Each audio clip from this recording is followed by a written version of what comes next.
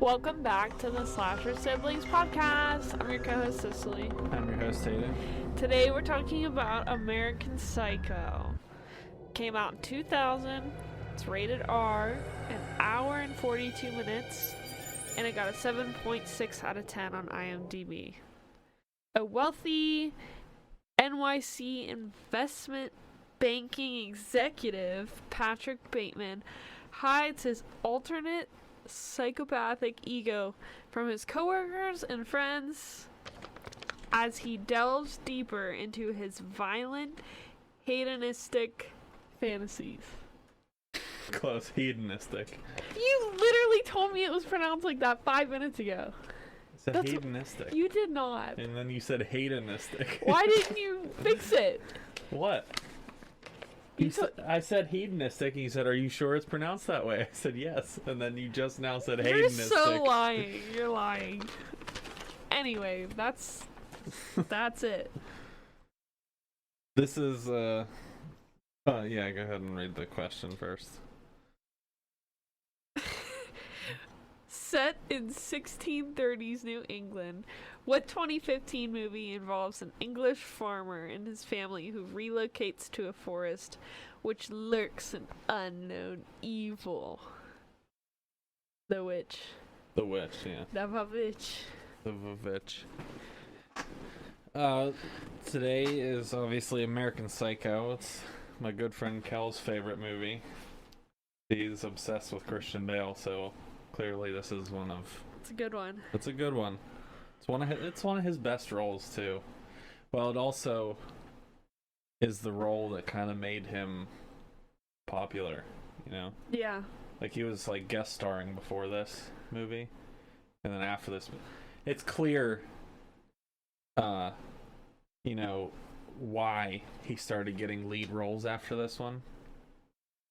And I didn't write it down or anything, but there were people that were considered for Patrick Bateman, such as Ewan McGregor, and Christian Bale was actually going around like begging people not to take it because he wanted it so bad. Oh, really? Yeah, he was like, "Listen, please, just let me have it. I'm gonna be a really good psychopath." He was, yeah. But it's just funny, just imagining him going around doing that. begging other actors, like, "Don't take it, please, let me do it." They probably didn't really want to anyway, because there were people that told him not to, that told Christian Bale not to, because it was quote unquote gonna be career suicide, whereas it did exactly the opposite and made him extremely, extremely popular after that. But yeah, this is Kel's favorite movie, so if she's listening to this one, I hope she enjoys. Should. This will be a little bit of a longer one. There's just so many good scenes and a lot to cover. I like the opening part. It's kind of like the credit roll thing where you just see blood drops going down the screen. You know what I'm talking about? Right in the beginning. I like the blood drops in the knife because, you know, if you know what the movie's about, then it's like, oh, well, that theme fits right into it. But then it like morphs into a scene where they're sitting around cutting a cake and having some wine and stuff. So then it's like, oh, well, that's not what I expected. Yeah. Like you saw the blood drips and like the knife, and you're like, oh yeah, this is a big time murder movie. And then it was like, nope. Just kidding. But I also kind of like, it kind of fits. That opening there kind of fits the theme of the movie a little bit, as things don't really seem exactly what you think they are. Yeah. Because you think it's like blood and a knife, like a murder weapon, and it ends up being a knife to cut cake and some wine. So kind of fits the theme there. I also want to take a second to say that I absolutely love Christian Bale's snobby rich guy like persona. Like, I love the way he acts that out. He does a good job. He does a very good job, and that's why I say that his Bruce Wayne is the best Bruce Wayne out of anyone we've got, because of that he has that down pat that since vibe. since 2000, Mm-hmm. you know. But I just love the way that he acts like the rich snobby guy. It's just so, no one else could have done this movie besides him. He's the only one. And I always love the scene where he goes up to the bar and he orders a drink, and she said, "These are not good anymore. This is a cash bar." And she turns around to get him a drink, and he goes, "You're an ugly bitch. I'd like to kill you." And what did he say? "I'd like to bathe with your guts," or something like that. And like, she didn't react at all. So that's like the first moment of the movie. It's like, what? Yeah, what's going on? Sitting there, like, you're just letting him talk happened? to you like that? Like, yeah. That's the first moment that you're kind of confused. You're just kind of thinking, oh, she didn't hear him because the bar's loud. Or that too. But for me, it was like, oh, she just didn't. What the hell's happening? Did he actually say it? Like, yeah. The morning routine. I like the subtle like tones of like a psychopath in there. This scene is like so like layered, because you look at it, right, and you see a guy who's just, you know, taking care of his skin and stuff like that, but then you hear like a retelling of him narrating himself, and it's like kind of in a way saying it differently than what's actually happening because of his facial expressions. Yeah, he's just so like monotone, like he just has one really expression the whole thing. Show many emotions. Not in this scene. And like the way he's describing it as the narrator is like he should be like more emotional in this scene. So it's kind of like three different vibes mixed into one, and it's all like the vibe of a psychopath kind of. And I mean, to do that much every single day, you kind of have to be a psychopath a little bit. Yeah, I don't do any of that.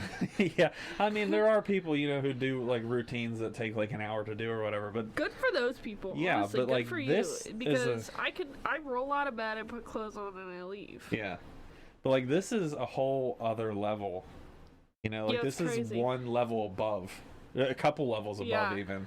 It's like I put the face mask on for exactly 10 minutes, and then like I use this one as a facial scrub, and then this one as a cleanser, and then this one as a protector, and then this one is like this, and then it's just like, insane.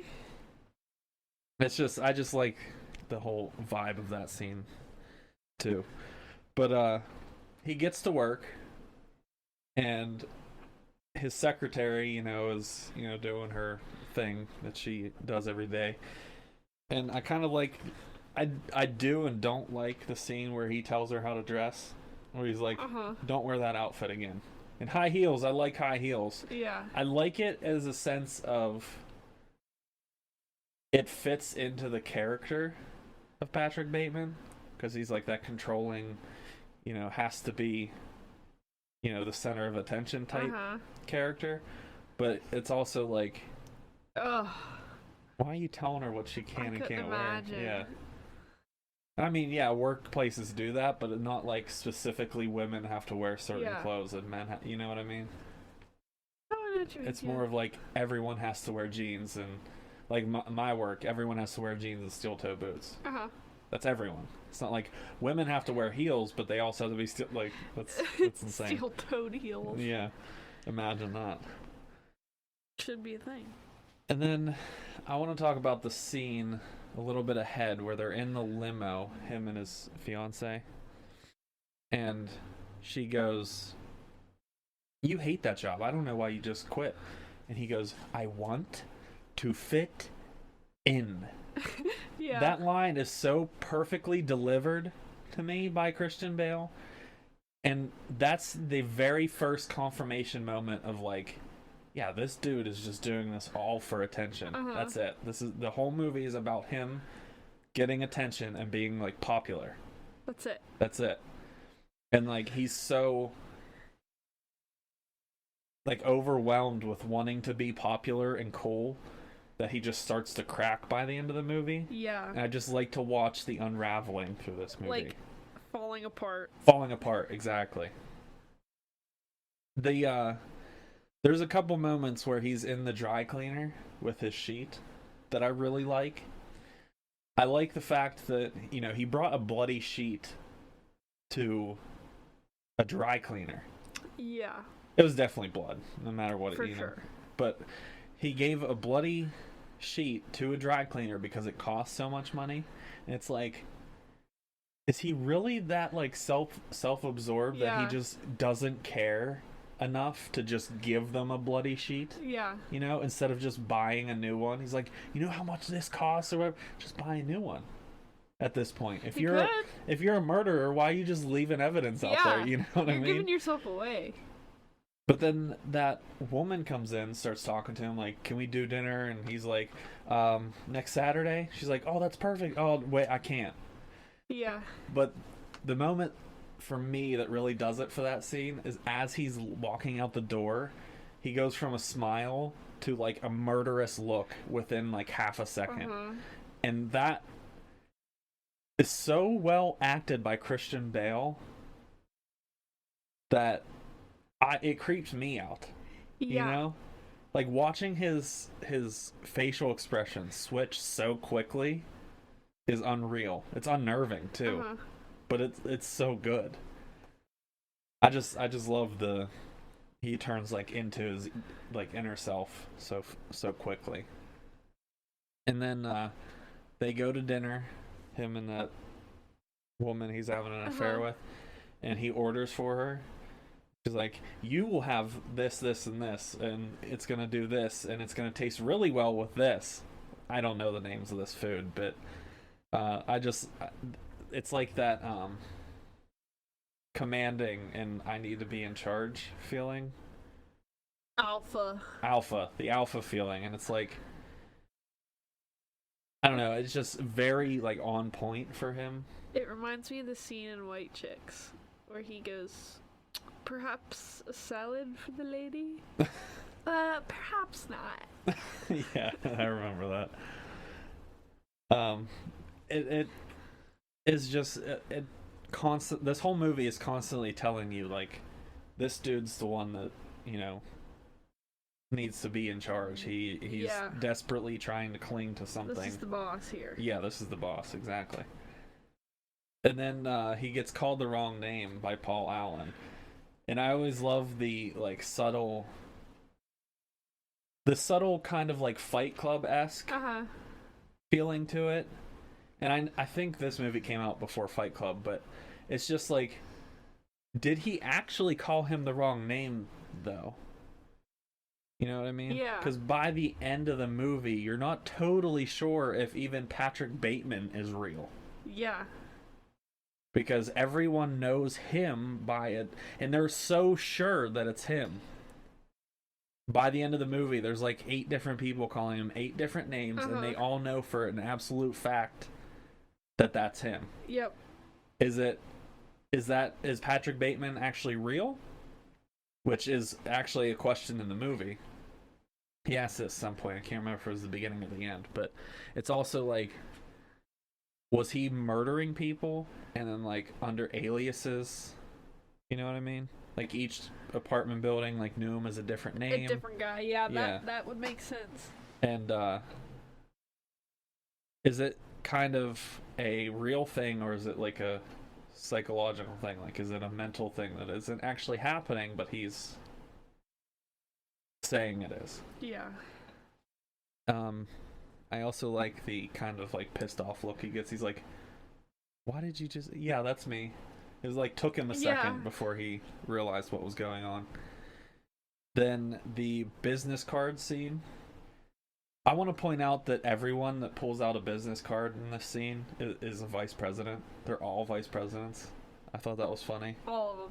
Just how many vice presidents does a company need? A lot, apparently.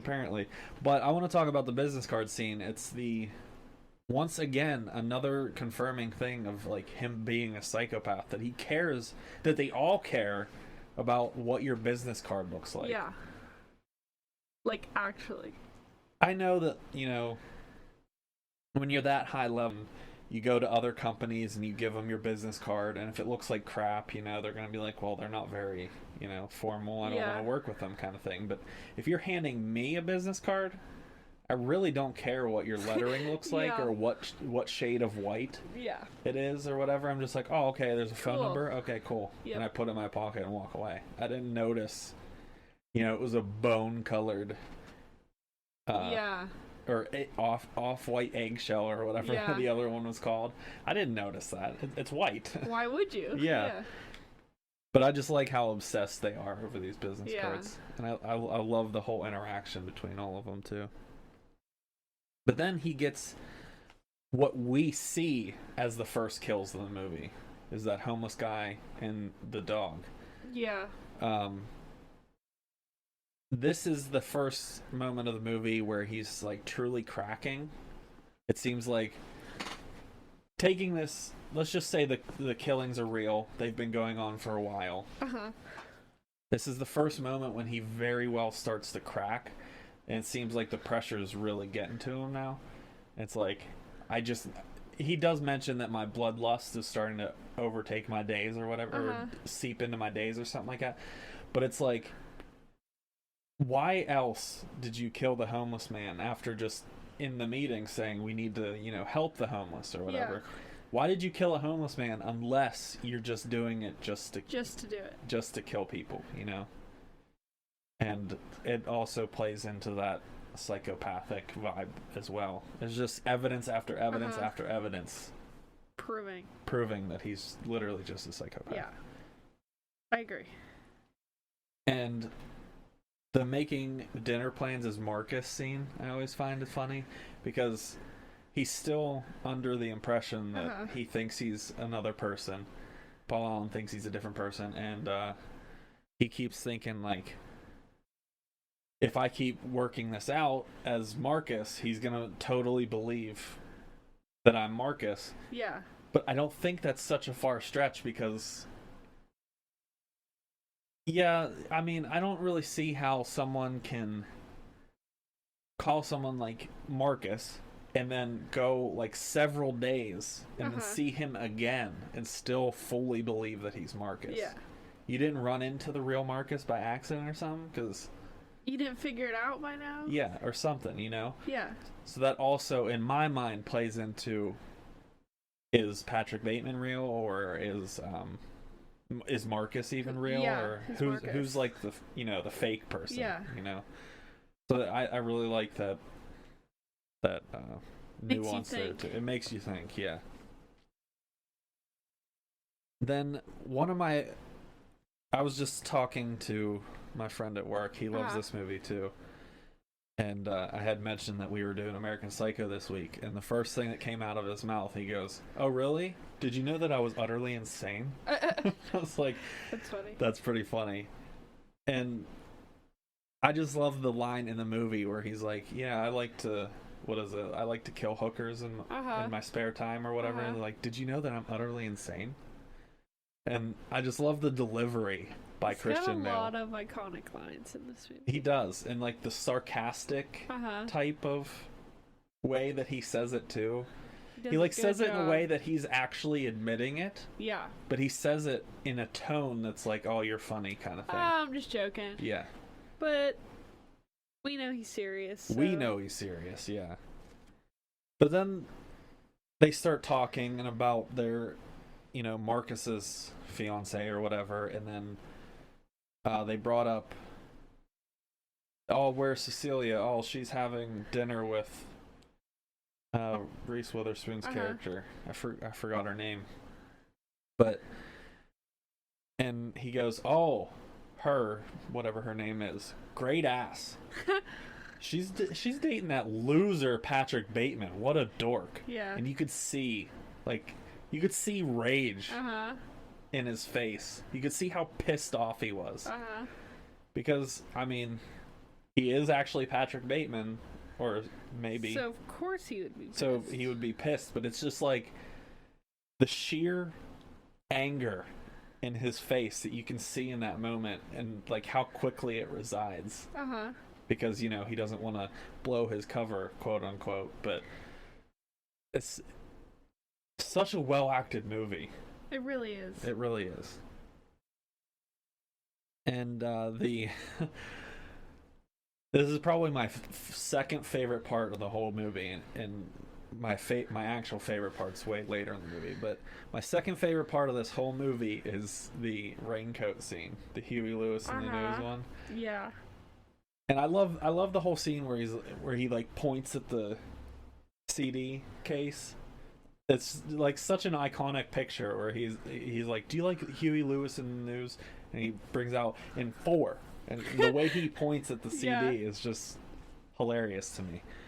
But then he goes and puts on a raincoat in the bathroom, and he comes out with an axe, and he does that little dance to hide the axe. And why is the style section all over the floor? Do you have a dog, a little chow or something? No, Alan. I love his voice in this whole scene too. And he goes, "Hey, Halberstram, is that a raincoat?" "Yes, it is." I love that so much. And he walks over, starts the music, and that dance that he does was all Christian Bale. Oh, really? That wasn't even in the script. He just did it. Wow. And I think that was one of the big things that made him come out as an actor too, is the fact that he knows how to properly put things into a scene. Like that dance became one of the most iconic things about this movie. Yeah. If anyone thinks American Psycho, they think of the raincoat and him doing that dance. Yep. I can name I know a whole bunch of people, not name, but like on like Facebook and stuff. Yeah. They say that's their favorite scene, that whole raincoat scene, and they always love the dance. And it's just, that was Christian Bale. That was his idea. All him. So he kills Paul Allen, and he shoves him into an overnight bag. And I love the trail of blood that no one seems to notice as he's, pulling Paul Allen's body. So that also makes it seem... Is it real? Is it real? Yeah. Is it in his head or something? That no one noticed, just this giant trail of blood. No biggie. And then... Lewis stops him. He's like, "Where did you get that gorgeous overnight?" John Paul Gaultier or something. I forget what it was. And that was the end of that scene. But I also like him covering up for killing Paul. He goes to his apartment. He packs some stuff. And he changes the recording message on the answering machine. And I just love... Christian Bale did pretty well, I think, with the voice. It was like weird. He actually kind of did sound like Paul Allen and or Jared Leto. Like I just like how close he sounded to him. It was weird. It wasn't perfect, obviously, but it was just still on a recording. It would sound almost exactly like him. But I love this scene too because it shows like how far he's going to keep killing people, to not get discovered. And then there's just... I like in the scene where Kimball comes and talks to him about the disappearance of Paul Allen, I like the constant change in vibes in this. And it's like going back and forth from hostile to, friendly. And I actually... Let me see. No, I did write it down, so we'll do it later. But I have a fear fact for that scene too. Cool. But I like the constant change in vibes to this, like being, Patrick Bateman's worried, and then the detective's friendly and not friendly. I like that whole dynamic there between the two, and two fantastic actors as well. Then, shortly after, it's another scene, but he's at home and he's working out. And he has the Texas Chainsaw Massacre on TV, and he just hears this girl screaming while he's working going so out. hard. I know. He's like so hard. He says earlier in the movie that he's up to 1,000 crunches. Oh my god. So he did like 1,000 crunches to a woman screaming and being murdered. That's a psychopath. Isn't it? And it's kind of like reaffirming the whole he's a psychopath thing for this movie. For sure. Then he goes and picks up the hookers. He's saying, like, your name is Christy, I'm Paul Allen, you're only to refer as Christy. Kind of an odd request. Yep. But, you know, that's what I guess they do. I'm sure that a lot of people don't really give their real names, they stay right? anonymous, I would imagine. And especially when you're like a big Wall Street guy, and he could probably get any girl he wanted. Yeah. Regardless, so him having to go pay for a hooker doesn't really seem in character too much. But it's also the fact that, like, if he does plan on murdering these two, you know what I mean? He doesn't want to give just in case or whatever. But there's the next scene too where they're all in the apartment, and I like the vibes in this scene because Patrick is very dominant in the scene. But he's also very creepy about it too.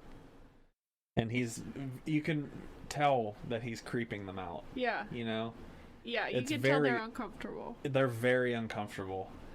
And it's not like that they're not used to this type of situation, because, you know, they eventually, you know, are okay with it.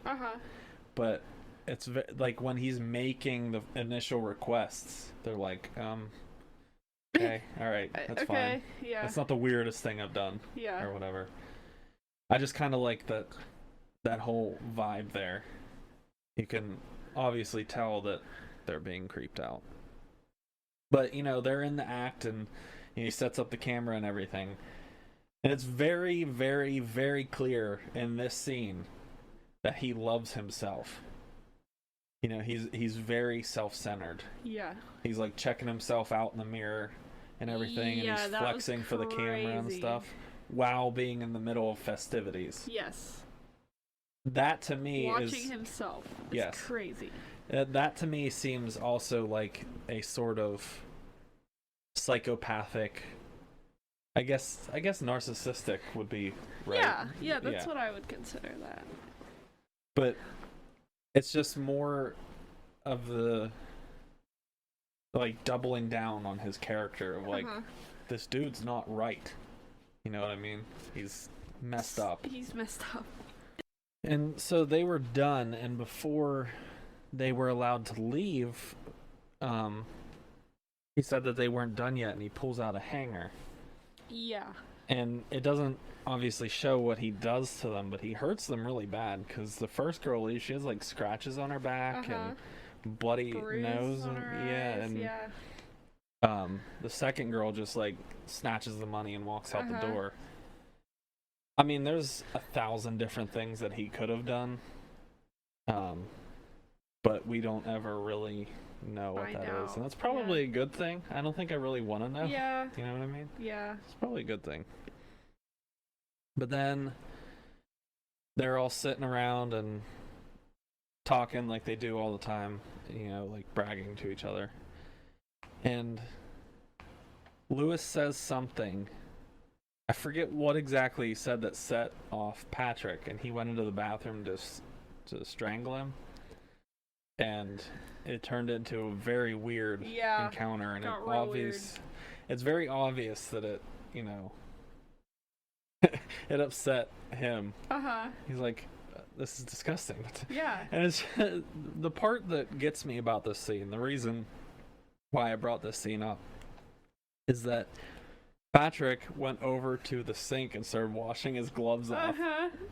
It's like, okay. All right. Why is he doing that, you know? Yeah, I mean, okay, he thinks it's weird or whatever, but, like, you've done some abhorrent things. I don't really see why this is This is it? This is the thing that, okay. All right. But then Kimball comes back, and it's more questions and everything, and it's still like a very offset, weird kind of vibe. back and Something's forth. going on. Yeah, he's very worried, and then Kimball is very friendly, and then not friendly, and then he is, and then he isn't. So this is another scene that comes in with the fear fact as well. And then there's a scene shortly after is that Patrick Bateman said something, as in like murderous, to somebody, but then they hear something completely different. Yeah. The chick at the nightclub. He was like, I'm into murder and. What else did he say? He said something in murder, and then she heard blank in mergers. Yeah. So, like, did he actually say whatever in murder, and she just heard what she thought she heard because it's loud? Yeah. Or is it like, that's his like inner thought coming out, what he wants to say. But what he actually said. But what he actually said was blank and mergers. Maybe. So. Who knows? He's this a is psychopath. another right, but this is another thing that's like, is this actually happening, kind of thing. Yeah. And then he takes his secretary, which I also forgot her name, to his apartment for a date or whatever. And there's a head in the freezer. Yeah. From that girl that was that we were just talking about. I didn't write it down, but she actually did that scene by putting her head through the grate in the freezer. Oh, really? Yeah, they just cut a hole out and she put her head through it. But that's kind of like, imagine you just walked into like somebody's house and you opened up their freezer and there's just a head next to ice cream. Ice cream. Like, if you just run out of there, they'll chase you down and kill you next. But if you just, like, act nonchalant, you're just like, oh, yeah, I gotta go, kind of thing. Yeah. Or, like, do you, like, finish out the night? Yeah. And then, like, leave just to not raise suspicion? Yeah, or, yeah. Play knows? cool. I don't know what I would do in that situation. But then he's contemplating different ways of killing her, his secretary. But then his fiancée calls, leaves a message. And she's like, oh, so you're still with her? And we probably shouldn't be doing this, huh? He's like, yeah. If you don't leave now, something bad's going to happen to you. I'm going to hurt you. Yeah. She's like, yeah, I don't want to get bruised. She's thinking that he's gonna break her heart. Yeah. And he's like, no, I'm going to murder you if you don't leave right this second. Yeah. So go. The part I love about that is the different intentions.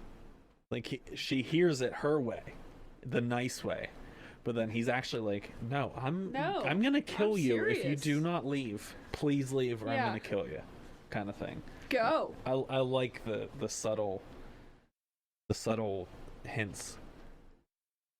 But then once again, a third scene with Kimball, and it's still kind of like, I'm trying to, get evidence that it's you. You're the killer. And then 1 second, he's like, no, you're good. Yeah, I know it's not you. Yeah. Kind of thing. Trying to trick him. But then he also mentions that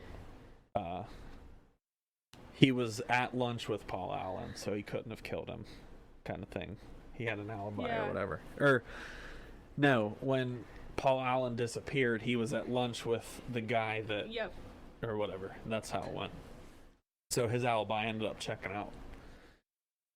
But then he goes to pick up Christy again, and she had said, I don't know, the last time I had to go to the emergency room. So he really screwed her up then. He was like, all right, I'll just write you a check. The difference with that scene from the book to the movie is that in the book, he wrote the check knowing that she was never going to cash it because... she didn't have a bank account because she was a hooker, but also, can't cash a check if you're dead. Yeah. So. Might be a little hard. Right. Then he ends up killing both girls, Christy and his friend that he had over or whatever, in like a pretty sick way. Like he must have like ripped her throat out or something with his teeth.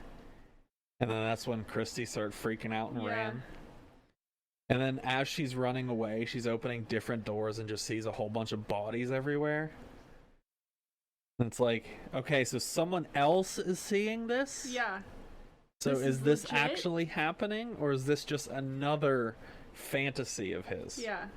We don't know. A sick fantasy. But this is probably besides the raincoat dance scene, this has to be the next most iconic scene of the entire movie. It's him with the chainsaw. I find really weird that he's in shoes and completely naked. True. But he's just running down the hallway, completely naked, covered in blood, with a chainsaw. Yep. I love the unhinged look in Christian Bale's eyes. But I also love, like, this scene because of how, thought out it is. You know what I mean? Yeah. She's, like, running away and into different rooms and bodies, and no one's answering the doors, and, like, he's chasing her with a chainsaw, kind of like Texas Chainsaw Massacre. Yeah. So you kind of got it from that movie, like the inspiration, I guess. Inspo.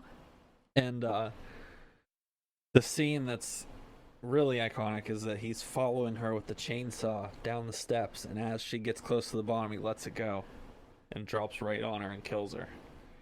Kind of good luck scenario, I guess you could say. Yeah.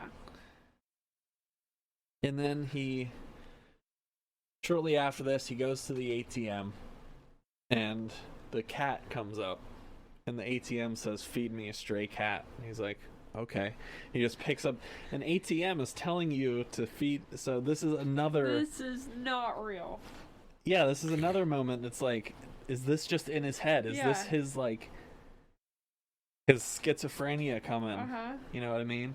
And then that woman, he shoots the woman because she saw him trying to feed the cat to an ATM. And then, conveniently, cops just pull up, and he has to run from the cops now. And, he's just killing people left and right at this point. Everyone who sees his face. I really love the revolving door. He runs in the revolving door, and a giant circle comes, shoots him, and then goes again. I really love that scene a lot. But he goes into one apartment building, and the guy's like, "Hey, Mr. Smith, burning the midnight oil?" That's another Mr. name. Smith. Yeah. What's with all these names? He's just giving people names. Right. And is it true? Is it truly a serial killer, or is it a guy that has multiple personalities?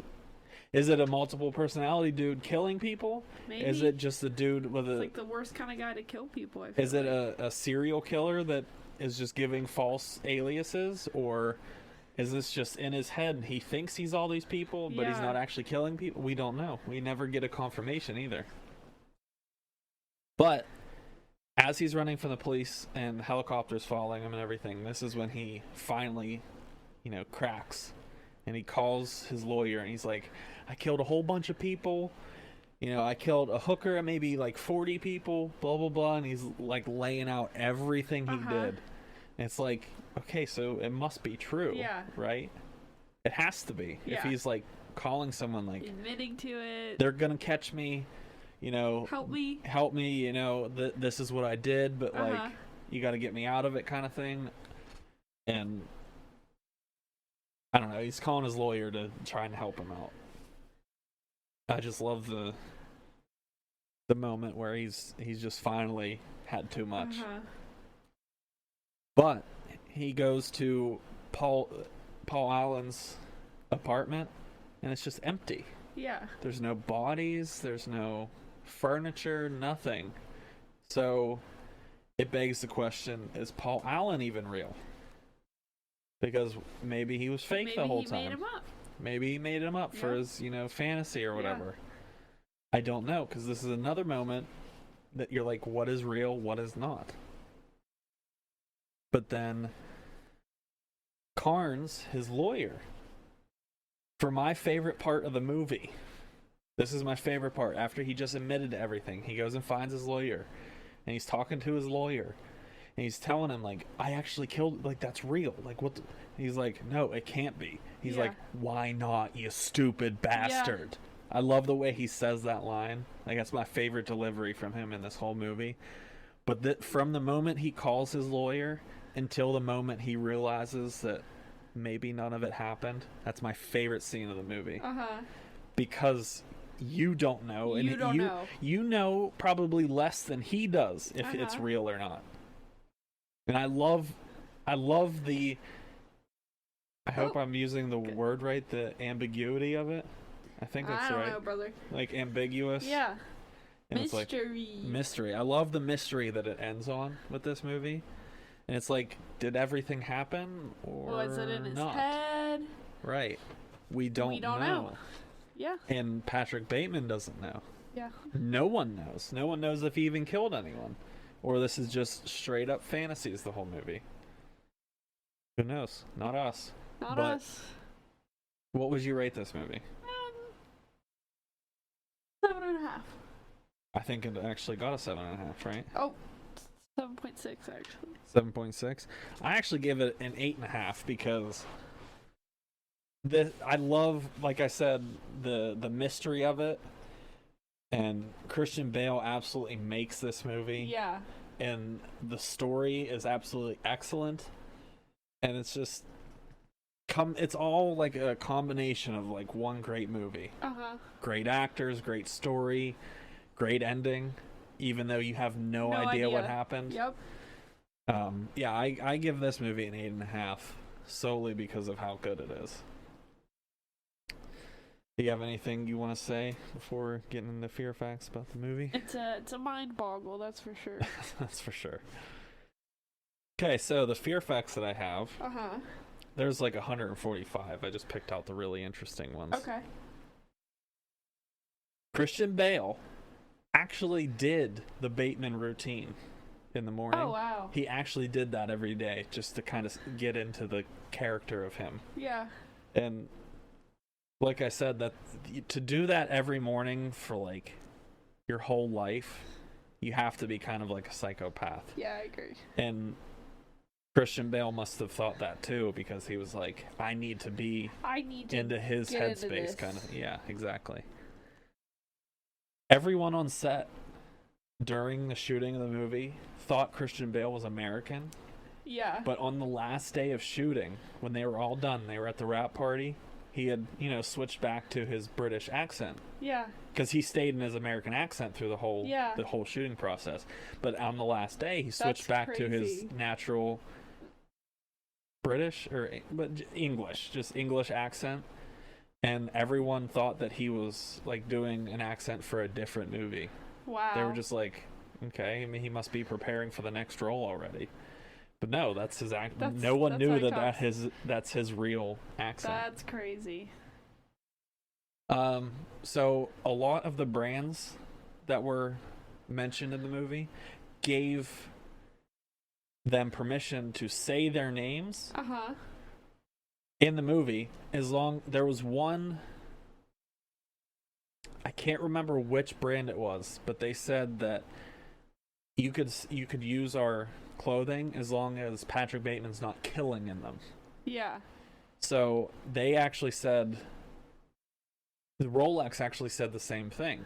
There's a famous line in the book, I'm pretty sure, if I remember correctly, that he says, "Don't touch the Rolex," in the book. But he couldn't say Rolex in the movie. So he said, "Don't touch my watch." So he said, "Don't touch the watch." Yeah. So it was kind of like a flip-flop thing there, but like the famous line is, "Don't touch the Rolex," or whatever, and they had to switch it to watch because they didn't care if they didn't care if he wore the watch. It was just, this character, we don't want our name associated with a murderer kind of thing. Which, in all honesty, kind of a bad move.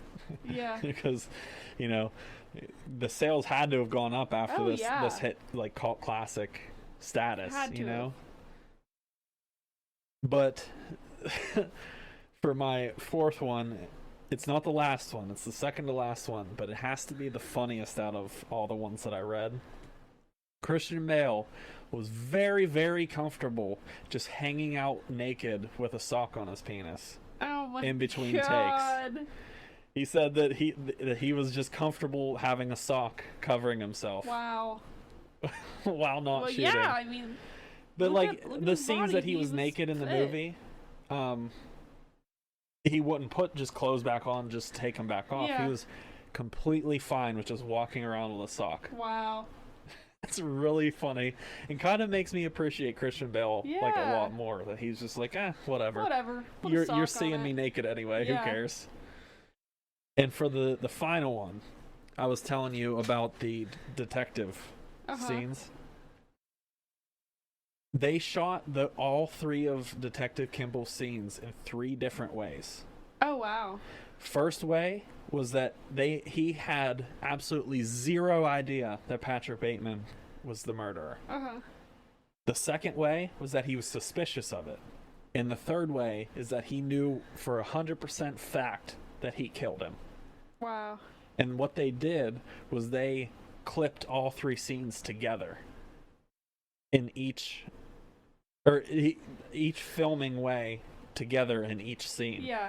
So both times he came back to the office and at lunch, they did each of those scenes in 3 different ways and just spliced them all together. Wow. So you, as the viewer, have absolutely no idea what's actually happening. That's why I love that vibe so much, because of the way they set it up.